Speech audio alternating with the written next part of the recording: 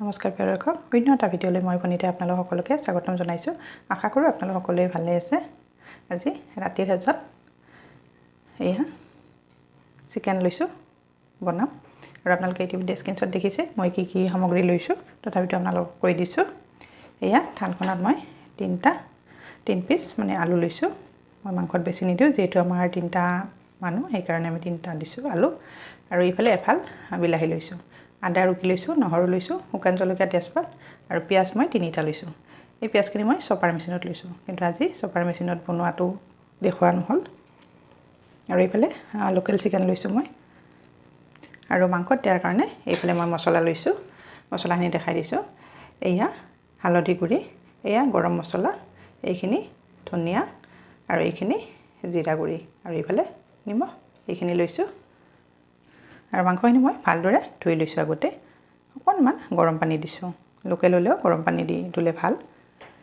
প্ৰথমতে মই মাংসখিনিত মেৰিনেট কৰি ল'ম, আৰু তাৰ কাৰণে এই গোটেইখিনি মছলা ইয়াতে মই দি দিছোঁ। আৰু এতিয়া ইয়াতে মই মিঠাতেল দি দিছোঁ।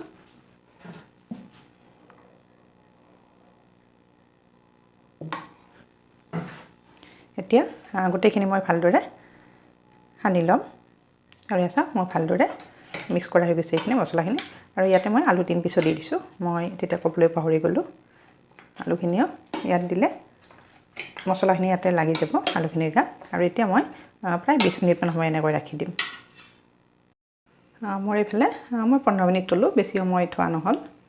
প্ৰথমতে মই আলুখিনি ভাজি ল'ম, আৰু তাৰ কাৰণে এয়া লোহাৰ কেৰাহী উঠাই দিছোঁ।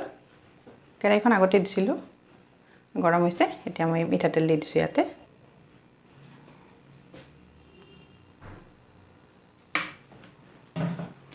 তেলখিনি অকণমান গৰম হৈ লওক, তাৰপিছত মই আলুখিনি দি দিম। এইফালে তেলখিনি গৰম হৈছে, এতিয়া আলু কেইপিচ মই দি দিছোঁ।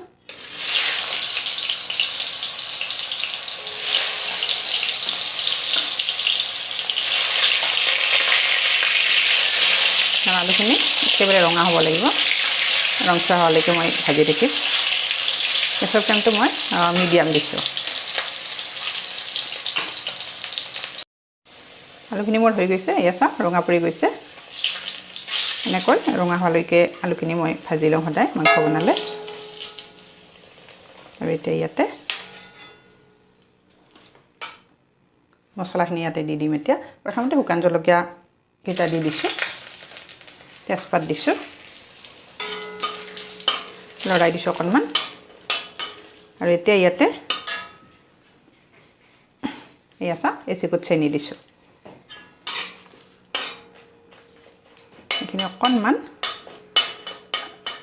ভাজি ল'ম, আৰু তাৰপিছত ইয়াতে মই পিঁয়াজখিনি দি দিম। এয়া হৈছে, এতিয়া পিঁয়াজখিনি দি দিছোঁ।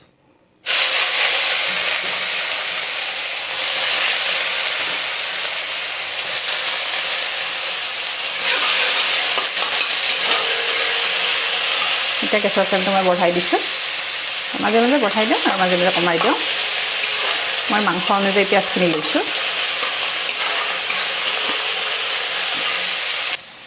আৰু এতিয়া পিঁয়াজখিনিত অকণমান হালধি দি দিছোঁ, বেছি নহয়, যিহেতু মাংসত আছেই।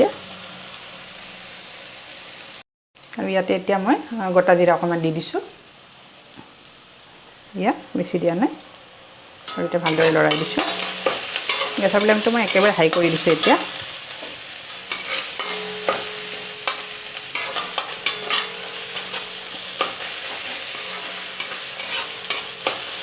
এইখিনিও ৰংচোৱা হ'ব লাগিব।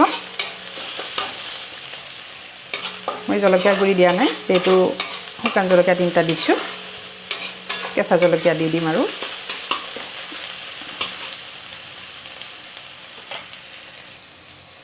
এয়া পিঁয়াজখিনি ৰংচোৱা হৈছে, এয়া চাওক ৰংচোৱা হৈছে। কিন্তু ৰাতি বনোৱাৰ কাৰণে অকণমান পিকচাৰটো ক্লিয়াৰ নাহিব পাৰে। এতিয়া মই ইয়াতে মাংসখিনি দি দিম, মেৰিনেট কৰি থোৱা।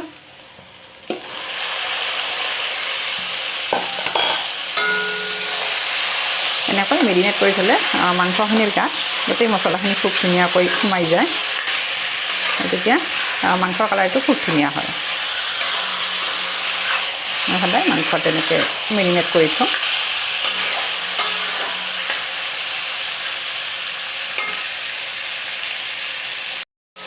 আৰু এনেকৈ প্ৰায় মই 3 মিনিটমান সময় এনেকৈ লাৰি থাকিলোঁ। এতিয়া মই ইয়াতে নহৰুখিনি দি দিম। এয়া টুকি লোৱা নহৰুখিনি দিছোঁ।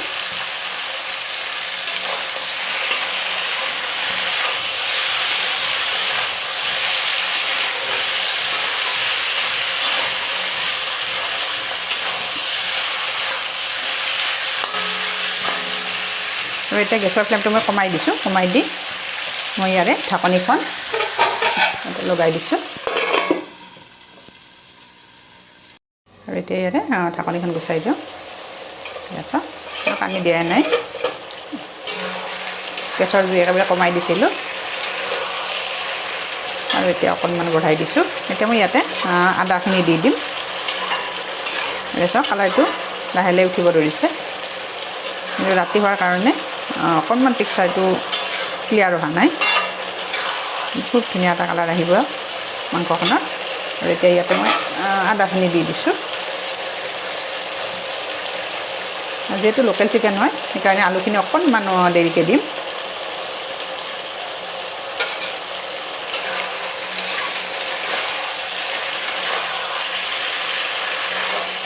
খুব ধুনীয়া এটা গোন্ধ আহিছে।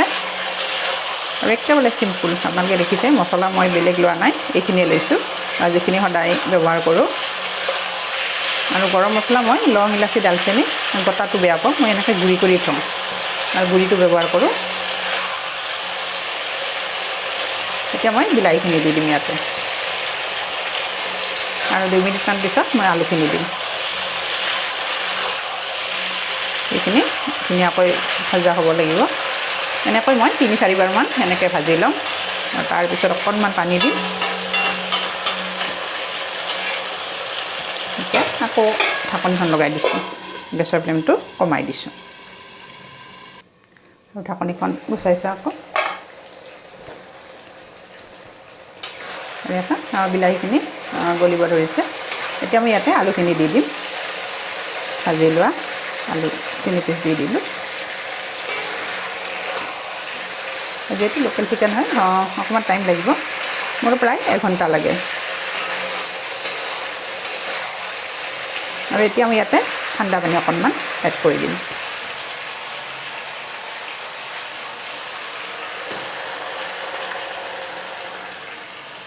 আৰু এয়া বেছি দিয়া নাই, এই গোটেইখিনি পানী একেবাৰে নাইকিয়া হ'ব লাগিব।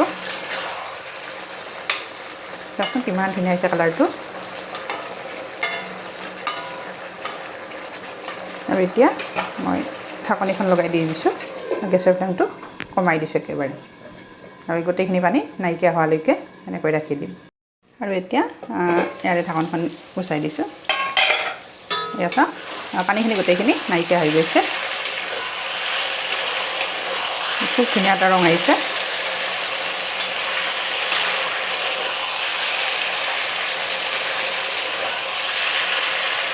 ইয়াত মাংস লাহে লাহে সিজিব ধৰিছে আৰু আলুখিনিও সিজিছে।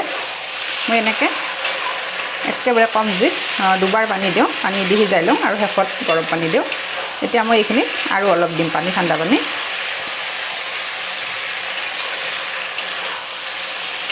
এতিয়া মাংসখিনি খুব কোমল হয় আৰু একেবাৰে কুকাৰত দিয়াৰ নিচিনা হৈ যায়। সকলোৱে খাব পাৰে, বুঢ়া মানুহেও খাব পাৰে, টান নহয়। দেখাচোন মাংসখিনি সিজি গৈছে ধুনীয়াকৈ। আৰু অলপ দি দিছোঁ, বেছি নহয়, এইখিনিও দি দিছোঁ। আৰু এইখিনি সম্পূৰ্ণকৈ সিজি যোৱাৰ পিছত, যেতিয়া পানীখিনি নাইকিয়া হ'ব, তাৰপিছত মই গৰম পানী দিম। দেখাচোন কিমান ধুনীয়া এটা কালাৰ আহিছে, একেবাৰে ক'লা কালাৰ আহিছে।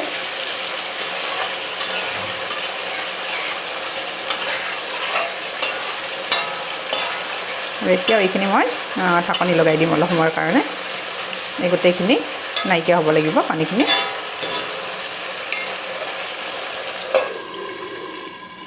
খুব ধুনীয়া এটা গোন্ধ আহিছে, একেবাৰে লোভনীয় হৈছে। আৰু আছা পানীখিনি নাইকিয়া হৈ গৈছে, খুব ধুনীয়া হৈছে। এতিয়া মই গৰম পানী দিম আৰু অলপ সময় এনেকৈ হাই ফ্লেমত ভাজিম।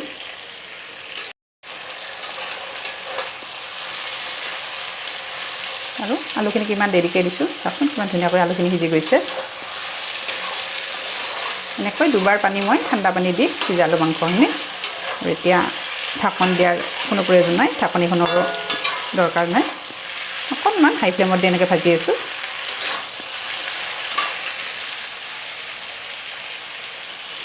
আৰু এতিয়া ভাজোঁতে মই অকণমান এনেকৈ ধনিয়াৰ পাত দিছোঁ, কেঁচা ধনিয়াৰ পাত। ইয়াৰ পৰা অকণমান মানে কাঢ়ি থৈ দিম। আমাৰ ল'ৰাটোৱে খাই খুব ভাল পায় এনেকৈ। আচলতে পানী দিয়াৰ আগতে মাংসখিনি ভালদৰে সিজিব লাগে, খাব পৰা হ'ব লাগে। মোৰ একেবাৰে খাব পৰা হৈছে, সেয়া চাওক। তেতিয়াহে মাংসটোৰ কালাৰো ধুনীয়া হয় আৰু খাবলৈ খুব সোৱাদ লগা হয় আৰু খুব কোমল হয় মাংসখিনি। পানী দিয়ালৈকে থাকিব নালাগে, সিজিব, আগতে সিজিব লাগে। মোৰ সিজি গৈছে একেবাৰে ধুনীয়াকৈ। আৰু আলুখিনি চাওকচোন কিমান ধুনীয়াকৈ সিজি গৈছে, ইমান দেৰিকৈ দিছোঁ। এতিয়া ইয়াৰে 2 পিচমান মই ৰাখি দিম, সেইকাৰণে ধনিয়াৰ পাতটো দি দিছোঁ। আৰু জলকীয়া মোৰ হৈছে 3টা জলকীয়া দিছিলোঁ, জলকীয়াখিনি খুব জ্বলা আছে। পানী দিয়াৰ পিছত যদি কম হয় তেতিয়াহ'লে কেঁচা জলকীয়া 2টা দি দিম।